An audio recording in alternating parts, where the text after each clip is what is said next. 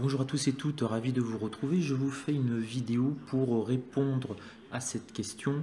Faut-il ouvrir un compte de société pour trader? En effet, on a deux possibilités quand on ouvre un compte chez un broker courtier.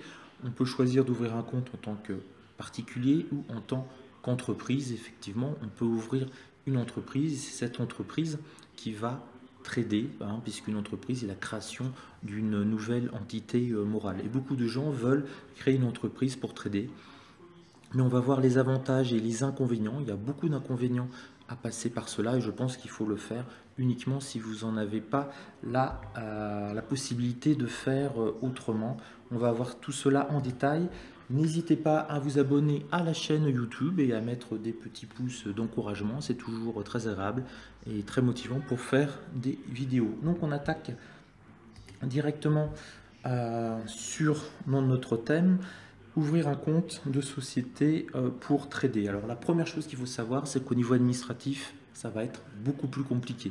Pour un trader particulier, si vous aurez un compte de particulier, ça peut prendre quelques jours. Pour une société, en fonction de la complexité de la société, ça peut prendre plusieurs semaines. Pourquoi? Parce qu'on va vérifier déjà si c'est dans le statut de votre société de pouvoir trader, le statut des gérants, les noms de chaque actionnaire, etc., etc. Donc il y a une énorme procédure administrative et donc ça peut prendre 2, 3, 4 semaines alors que c'est beaucoup plus rapide pour un particulier. Un particulier, vous donnez votre identité, votre preuve de résidence, d'adresse et c'est à peu près tout ce que l'on vous demandera. Mais pour les sociétés, c'est plus compliqué. Il faut aussi envoyer les statuts de la société, etc., etc. Donc, c'est la première chose. Deuxième chose, bien entendu, au niveau administratif, si vous êtes un trader sur un compte particulier, vous n'aurez juste, votre seule obligation administrative sera de déclarer une fois par an votre gain ou votre perte sur votre feuille d'impôt. Ça prend 10 secondes et c'est fini. Si vous avez créé une entreprise, eh bien vous êtes parti avec toute la logique de l'entreprise, des bilans, un comptable, un expert comptable.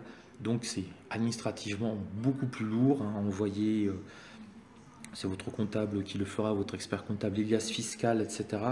de votre entreprise. Mais vous avez vraiment une entreprise. Il ne faut pas croire que c'est extrêmement simple. Que vous ouvrez une boulangerie, un restaurant ou une entreprise de trading, ce sera exactement la même complexité administrative. Et puis ça a un coût parce que vous allez faire appel à des services d'un comptable ou d'un expert comptable. Donc comptez entre 150, 200, 250 euros par mois. Ça vous fait un petit ticket à 2000, 3000, 2000 hypothèse basse, 3000 euros hypothèse un petit peu plus haute. Ça va dépendre des régions, mais voilà, vous avez déjà de base des contraintes administratives en plus et vous allez devoir sortir 3000 euros tous les ans juste pour faire le bilan.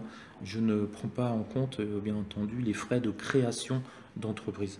Ça, c'est la première chose. La deuxième chose, et oui, c'est qu'un compte de société pour trader est très désavantageux financièrement. Pourquoi il est désavantageux? Ça va se jouer surtout au niveau des flux boursiers que vous allez payer. Les places boursières vivent de l'impôt de bourse et de la vente des flux boursiers. Donc, je vous ai donné des exemples très simples où vous allez voir. Pour accéder à Euronext Action, c'est-à-dire pour pouvoir passer des ordres, pour un professionnel, ça vous coûtera 120 euros tous les mois. Vous n'y coupez pas, un particulier, quelques euros. Pour accéder sur les actions du Nasdaq, par exemple, un particulier, ça lui coûte 1 dollar par mois, un professionnel, 20 dollars.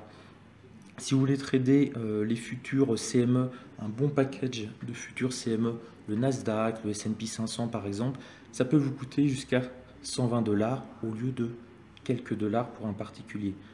Donc, si on résume, financièrement, ce n'est pas du tout avantageux. Ce que vous savez comme particulier en dépensant 10-15 euros par mois qui peut être remboursé par le broker si vous tradez un petit peu, ça peut vous coûter 150, 200, 250 euros pour exactement la même chose, avoir les flux des places boursières. Mais les places boursières vivent de ça et elles ne sont pas prêtes de faire des réductions à ce niveau-là. Donc, financièrement, ce n'est pas avantageux.